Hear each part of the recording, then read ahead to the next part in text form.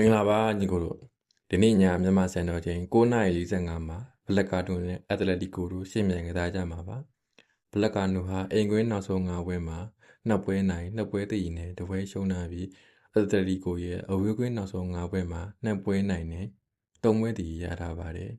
ဒီနေ့တင်ရဲ့ထိပ်တိုက်တွေ့ဆုံမှုနောက်ဆုံး9ပွဲမှာအက်တလက်တီကိုက4ပွဲနိုင်နဲ့2ပွဲတည်တဲ့ပွဲတည်ရလက်ရရှိထားပါတယ်ကိုပါဒေးဆီမီဖိုင်နယ်ပထမကြော့မှာဘာစီလိုနာကိုပြည့်နိုင်ခဲ့တဲ့အက်တလက်တီကိုဟာကားဒက်ဖောင်ကောင်းနေပေမဲ့ဒီနေ့ပွဲမှာဘဝင်းကနေပေါ်ဒီ1ပေါင်80 9ပေါင်290ပေးရပြီး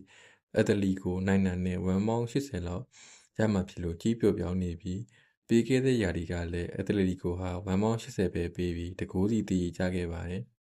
ဒီကိုမှလည်းတန်ရန်ရက်ကစားသမားမရှိပါဘူးကြီးနီထားရာပျော်ပြောင်းနေပြီးအက်တလီကိုဟာကိုပြည့်နိုင်မှုခက်ခဲပါတယ်တေးရကြနိုင်ပြီးဂိုးရီအများကြီးမြင်တရမှာမဟုတ်လို့ကိုပေါင်းအောက်ပဲကြိုက်ပါတယ်